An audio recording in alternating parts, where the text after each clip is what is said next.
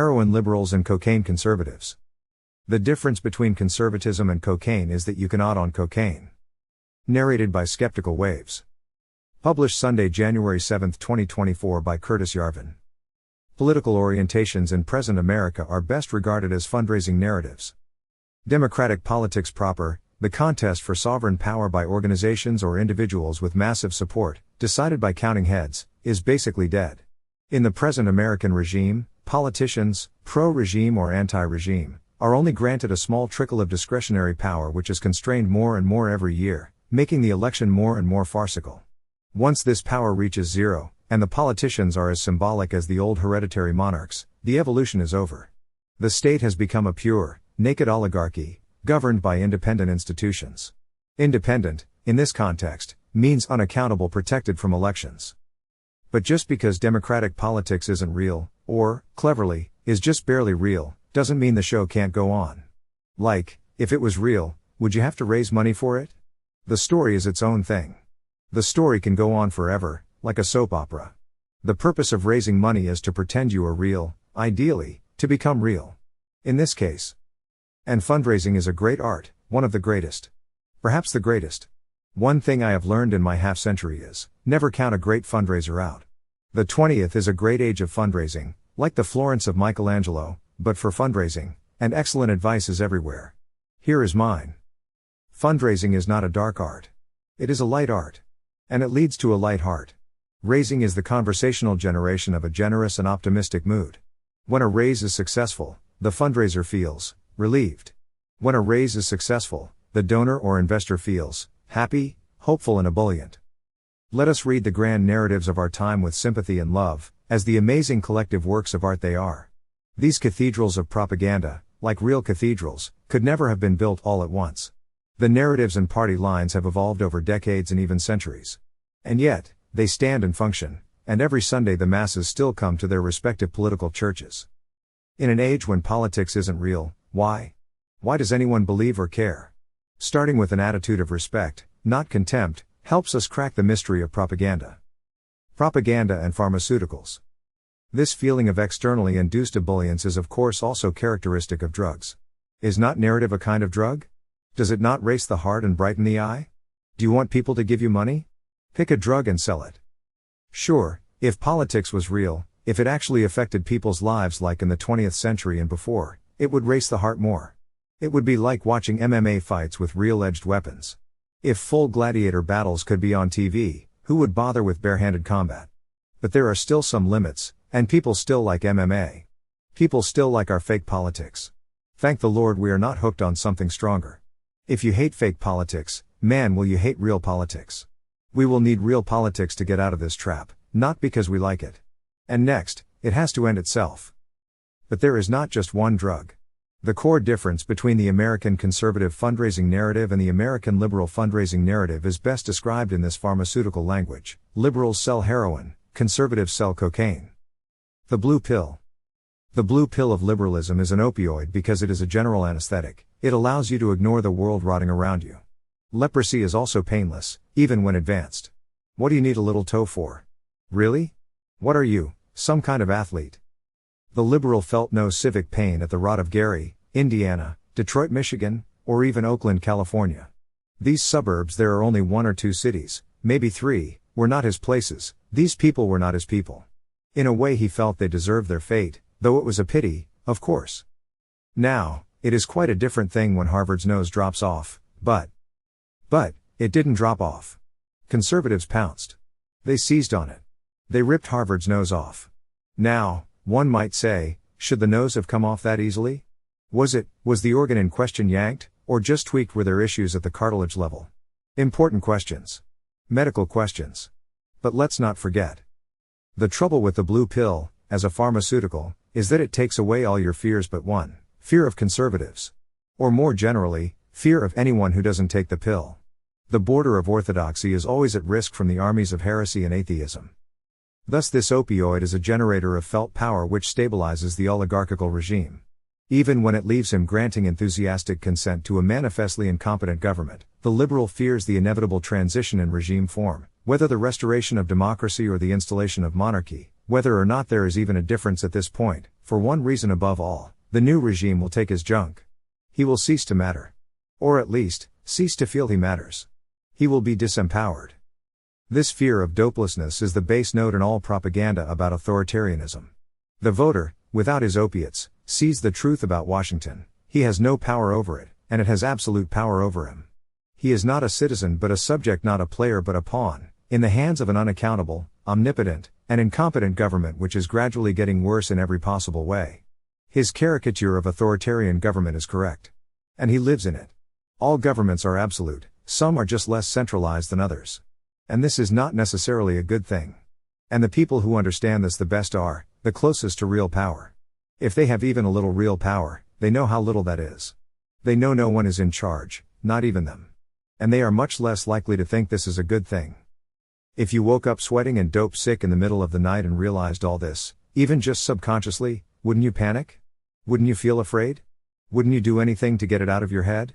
It is important to feel pity for the liberal, trapped in a world that would frighten him out of his gourd, that would hurt him terribly at once if the anesthesia ever wore off, simply from his guilt, which is genuinely immense, in creating that world, which is, like the life the addict creates around himself, a reification of his accumulated sin, in this case, the lust for power. Blue pills are of course the core of fundraising in America today. Enormous rivers of cash drain into the blue nonprofit sector, which outraises its orange counterpart by 20 to 1? 100 to 1? Donations pay salaries. Compare the number of professional progressives in America today to the number of professional conservatives. There are many ways to measure this. One way is to count the number of jobs which require progressive fealty versus the number of jobs which require conservative fealty.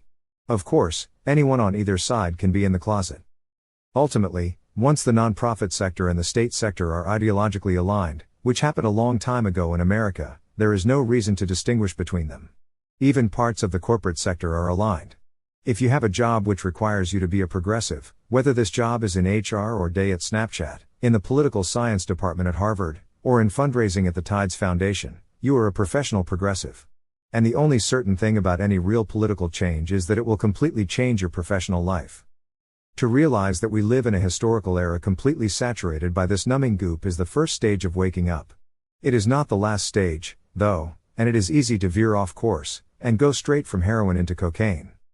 Cocaine conservatives. The difference between conservatism and cocaine is that you cannot on cocaine. On conservatism, you just keep getting higher, as the rivers of cash start pouring in. Kids, this is a flash flood, not a river. Cocaine ends as sharply as it hits. Making it run continuously, staying continuously high, is quite an art. But while there is much more money in heroin, it is way easier to make money in cocaine. You are just a bigger fish in a smaller pond. I really feel this reality is one of the main factors that makes the junkies hate the crackheads. Cocaine technology evolves. The American orange pill has evolved from the genteel powder conservatism of George W. Bush, to the hardcore rock of Donald Trump, the very stable genius who was the first statesman to think, Coke is great. But, what if I put it in the microwave with some baking soda? Could it maybe would it hit you like a motherfucking freight train? There are still old Brooks Brothers conservatives who will never lay down their silver spoons.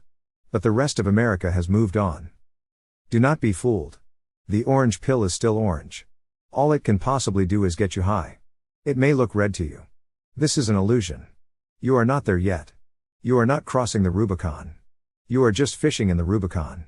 Is there a real red pill that actually works? Also, how high would that get you?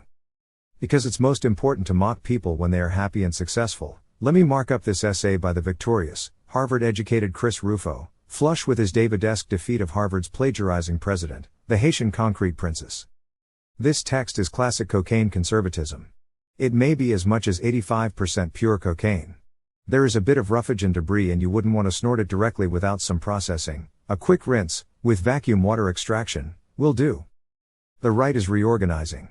Most intelligent conservatives, especially younger conservatives, who joined the political fray at a moment of sweeping ideological change, already recognize that familiar orthodoxies are no longer viable, and that ideas without power are useless. The right doesn't need a white paper. What it needs is a spirited new activism with the courage and resolve to win back the language, recapture institutions, and reorient the state toward rightful ends. At first sight this seems good. But then you're like, what is win back the language doing in there? Does Rufo, himself a proud Harvard graduate, think he can recapture institutions, and reorient the state toward rightful ends, by winning back the language? This comes perilously close to, first, pay me to talk. Okay. I get paid to talk, too. But I smell something I don't like. Because I think causality goes in the other direction. This is the essential difference between red and orange, the radical right and the conservative right. Conservatives believe these institutions, even Harvard, work, and just need to be fixed. And, apparently, you can fix them just by slapping them on the side, like an old TV. Anyone who thinks these institutions can be recaptured, in any way, needs his head examined, bears the burden of proof. And anyone who thinks they can be recaptured by winning the battle of ideas, or of language, or whatever, really? How did you come to that conclusion? You are going to persuade Harvard that Harvardism is bad? In a later stage of your grand plan, the Pope converts to Islam? This essay will introduce the basic principles of this activism, where it begins, how it might work, and what it must do in order to win. It is not conservative in the traditional sense. The world of 18th and 19th century liberalism is gone, and conservatives must grapple with the world as it is, a status quo that requires not conservation, but reform, and even revolt. The status quo does not require either reform or, God forbid, revolt. Was the fall of the USSR a revolt? It requires replacement. The status quo is a set of unaccountable institutions, including but not limited to Harvard and the New York Times, which though technically outside the government exhibit all the attributes of sovereignty. These institutions need to not only be dissolved, but replaced. The only reasonable way to do this is to replace them first, then dissolve them. No one today has the power to dissolve them, but many today are in a position to start building the replacements. For political change to become possible, the nascent state organs of the next regime should so far as possible already exist.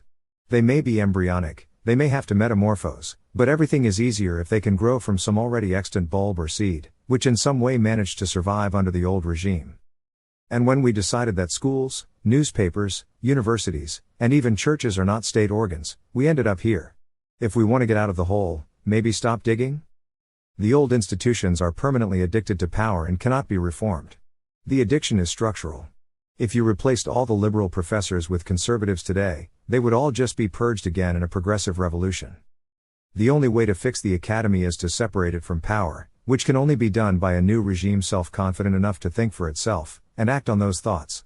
Only a university isolated from the heroin of power can think clearly and rationally. When this educational institution is trusted to think for the state, bear in mind that Western universities are a millennium old, but the idea of a public policy guided by scientifically infallible university scholars dates only to late 19th century Germany. Its marketplace of ideas immediately begins to select not just for good ideas, but also for empowering ideas.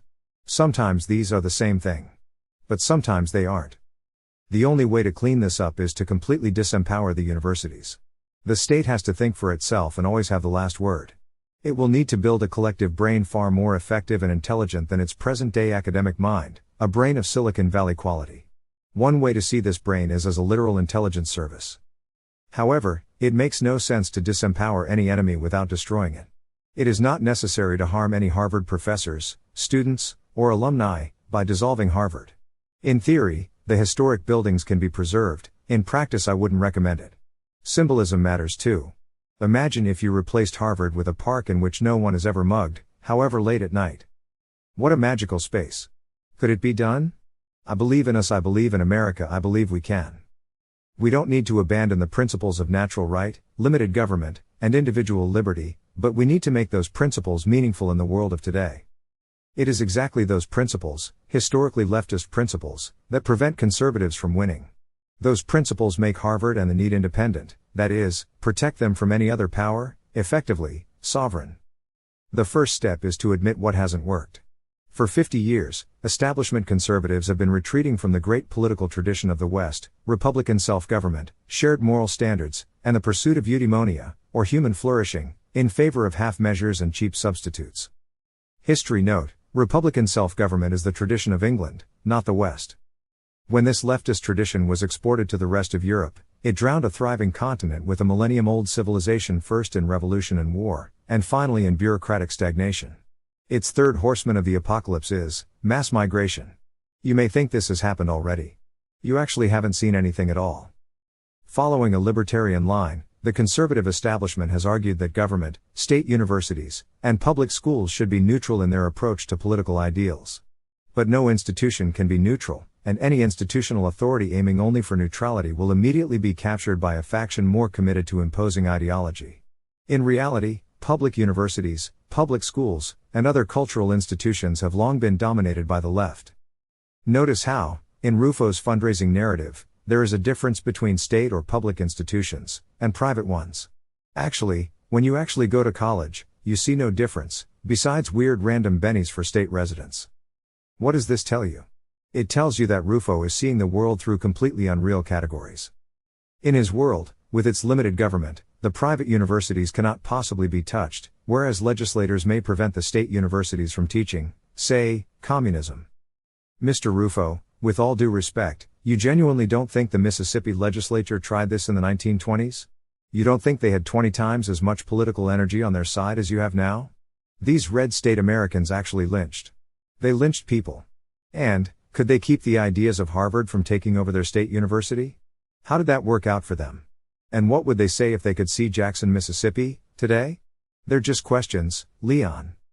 Actually, like in real life, there is no difference at all except that state universities are generally lower tier. Of course, they are not as low tier as Harvard Extension. A servant has just informed me of this regrettable new wrinkle in Mr. Rufo's resume. It is truly incredible that Harvard, like many other prestigious universities, operates its own degree mill, with the implicit understanding that if you are so gauche as to blur the distinction between Harvard and Harvard Extension, that's totally on you. But it is selection, not education, that defines the prestige of an American university. Everyone who cares understands this, and no one should pretend to be an idiot. As the Gospels state, in the beginning was the Word, and this is true also in politics. Modern political movements have always started with writing, with pamphlets, manifestos, and other publications. The new right has already generated a high degree of innovation in this respect, spread across a growing network of publications, podcasts, literature, and visual arts. The point is not only to shape the meta-discourse as a matter of general culture, but to attack the political discourse directly on individual issues, in other words, to engage in agitprop. This is a terrible idea. Don't do this. Don't engage in any Soviet-style agitprop tactics. Why does the right never learn any strategic lessons from the left, but only learn tactical lessons? The strategic lessons, like, there is no victory without total victory, are the ones which work symmetrically. The tactical lessons are the ones that don't. For the faction of truth, falsifying or even spinning the truth is always and everywhere a self-own. Since truth is not their weapon, they can corrupt it. Since truth is our only weapon, we cannot corrupt it. I honestly don't know how this could be more obvious. For us, the best way to make an impact is just to paint the world as we see it. For us, as artists, the way to make an impact is to not think even slightly about our impact. This isn't autism. It's just common sense. From language begins a longer process of legitimation. A movement gains legitimacy by taking territory in discourse, the adoption of its discourse by society's elite, and eventually, through elevation of its discourse into law. Win the argument, win the elite, and win the regime, that is the formula, which traces the path from the pamphlet to power. The elite will never adopt a discourse hostile to itself. Why would they? Look at progressive doctrines. Their effect is always to make progressives more important. The definition of a progressive doctrine is one that succeeds in elite discourse. If truth was a necessary condition, we would live in a different universe. Truth helps, sure, the truth always feels better in your mouth. Aspirin is better for you than heroin, but we know which one will win in the market. The purpose of telling the truth is not to win over the elite, but to capture a counter-elite, which is much smaller, but which has far more confidence in its right to rule, the faction of truth. The truth in Rufo's refined version of Trump's The Failing New York Times shtick is that the self-confidence of these institutions is truly troubled. They cannot become as false as they have become without collectively knowing it, and that collective self-doubt would become a weakness in any serious conflict. The best way for this counter-elite to deal with the real elite is to ignore it. The elite, like the public at large, is a woman. Often the way to seduce a woman is to ignore her. Institutions are where the word becomes flesh. The men who shape the discourse must understand that above them stand the statesmen, men of practical affairs who govern, legislate, and rule. The activist must not forget that he is doing politics, not literature, and balance his desire for intellectual purity with institutional reality. He must work to legitimize his language in an environment that is often hostile to his wishes and resistant to any change. At times, he must conceal his radicalism in the mask of respectability. It doesn't get more respectable than Harvard Extension. Did you know that it's a totally legitimate Harvard degree? You can join the Alumni Association, and all. And can we stop LARPing? There are no statesmen. There haven't been statesmen since the passenger pigeon. Dear God. We do have politicians, though. Surely you've noticed the difference between Thomas Jefferson and Pete Buttigieg? John Adams and Ron DeSantis? As for being an activist, this is a progressive trope. The word is not useful. Not to us, anyway. The artist, in my view, must not forget that he is doing literature, not politics. Any politics he does will be ephemeral and ultimately embarrassing. Even a diehard reactionary like me has to admit that Pound's work on the Italian radio was not his finest oeuvre. Whereas his Canto 74, with Emmett Till's rapist father chef's kiss. Sorry. Was that respectable? In the end, the work of politics is the work of practical statesmanship. Those who ignore this reality by appealing to abstract principles always limit their effectiveness. When Thomas Paine wrote The American Crisis, he felt the breath of British soldiers at his neck. He understood that the revolution had to defeat enemies on the battlefield, and he looked to General Washington as the only man who could do it. I don't suppose Mr. Rufo, who presumably learned about Thomas Paine through, well, Harvard Extension, would consider writing 100 times on the blackboard the sentence Thomas Paine was a leftist. Do they do that at Harvard Extension? I guess it's hard, in a mail-order class. And not quite the latest educational fashion. It's really important that Thomas Paine was a leftist. It really matters. Because leftism is the force of destruction, of entropy, and you can only oppose it with its opposite, the force of order. Do you want to see the real 18th century America? Put down your Thomas Paine, and read some Thomas Hutchinson. It is not just that leftists today are liars. Leftists were always liars. Yes, American institutions originated with leftists. What did you think? This is the curse at the heart of our history, for which the bill is now coming due. The central message of Tolkien's mythos is that no one can use the tools of darkness against darkness itself. It is not that it is wrong to use these tools. It is just that they simply don't work, not for us, anyway.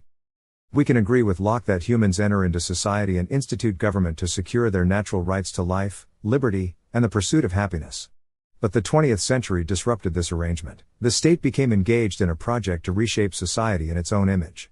For 100 years, conservatives have tried and failed to reduce the size of government. As a percentage of GDP, the American state today is larger than the Chinese Communist state, with no sign of reversing course. 19th century liberalism is dead and cannot be restored. The activist must begin with status quo reality. The institutions which today shape public and private life will exist for the foreseeable future.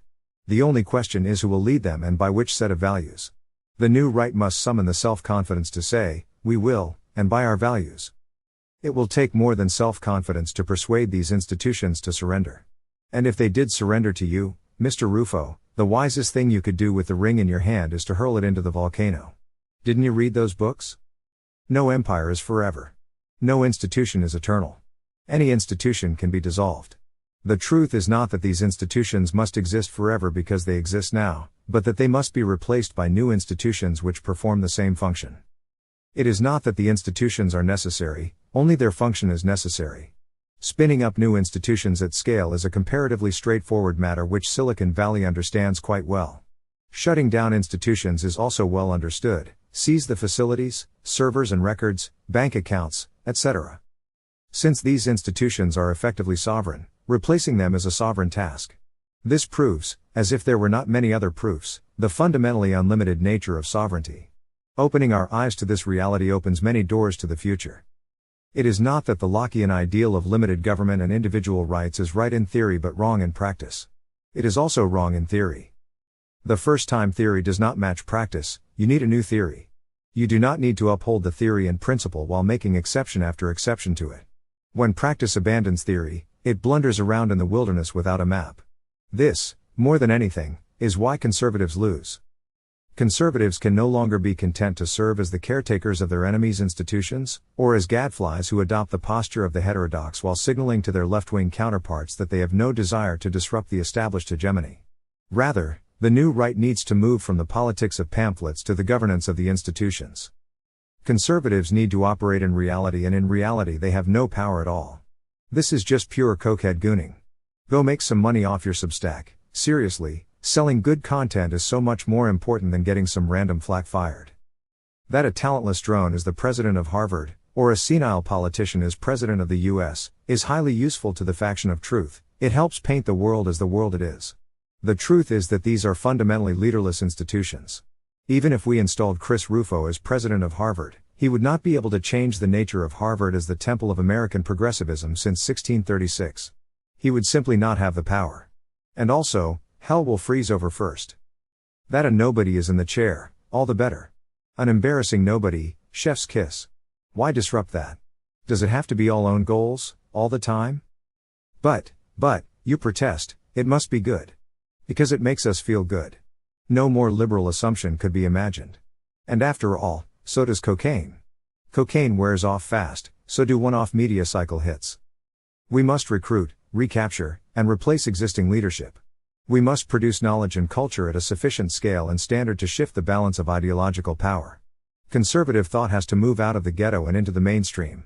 And we must be capable of resisting, and perhaps even embracing, a constant barrage of media coverage, with 100 negative stories for every positive one. It is great to turn deep insiders. But they are most useful for one purpose, telling the world how the world actually works. They are agents of information, not of influence. Just ignore the media, then you will get good coverage. This is Prairie 101. Never try to get good coverage or beef with journalists. They are beneath you, or they should be. When you do talk to them, do so very rarely and with the greatest selective discretion. The best way to counter the degradations of American institutional life is to remind the public of the fundamental purpose of those institutions, and to communicate that purpose. What is the purpose of the university? What is the purpose of a school? What system of government will guide us toward human happiness? These questions provoke doubt and anxiety in the current regime. And no wonder. The idea of happiness, properly understood, can be revolutionary. The current regime has poured trillions into welfare programs, ideological production, family recomposition, and psychotherapeutic intervention, but Americans are more miserable than ever. To again demand happiness, Aristotle's eudaimonia, Jefferson's Declaration, cuts straight through all our postmodern dilemmas. Our regime has lost all sense of why it exists. The men who can rediscover this North Star will have everything they need to motivate others to pursue political life, a motivation which may be obscured but cannot be extinguished. They will begin the great process of recapturing the language, institutions, and ends of American life. But isn't this all explained by Locke? Once we have personal liberty, individual rights and limited government, it will all just happen by itself, right? Right? Chris, suppose you just dropped all this Lockean baggage? You seem to be spending all your time making excuses for it. Do you need it? Oh, wait, you need it, because it's a necessary part of agitprop. That is, essentially, fundraising. Also, the problem with Jefferson's pursuit of happiness is that, although arguably Jefferson himself was referring more to Aristotle's eudaimonia, in the sybaritic 21st century the pursuit of happiness has rotted into the desperate hunger for pleasure. I'm guessing you get this, so maybe pick a different inspirational text next time? For every Payne Washington, and Jefferson, there are 100 nameless men who spilled ink, and blood, for the fight. In our time, the right will soon be confronted with a choice, to submit to the current regime, to revitalize the vision of the founders, or to forge ahead into an unknown order. My commitment is to the old means and the old ends, as much as we can rescue them. This will require the spirit of brotherhood, sacrifice, daring, and selflessness. As the battle begins, we will learn and adapt. But one thing is clear, the fight is here. Takes huge huff on pipe. One thing is clear, the fight is not here. If the fight was here, we would have a chance of winning the fight. Chris Rufo would have a chance of becoming president of Harvard. He could then duokify it, like the Allies in Germany in 1945. Or something. This is all fantasy, more cokehead gooning. Do you want to win? Replace these institutions, replace their product. Do you want to replace Harvard and the NEET? First, create institutions which are more trustworthy than Harvard or the NEET. Exceed the old regime by the old regime standards. Make regime change possible, and someone will give it a shot. Will exceeding the old regime by the old regime standards replace the regime? Will it cross the Rubicon all by itself? Absolutely not.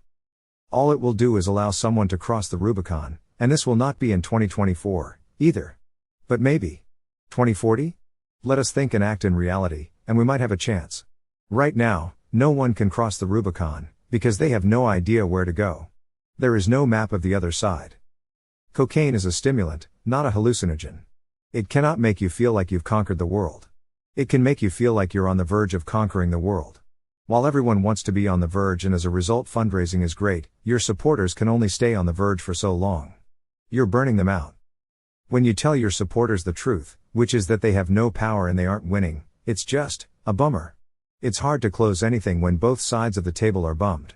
Scientists say your fundraising pitch is 20% more likely to succeed on a sunny day.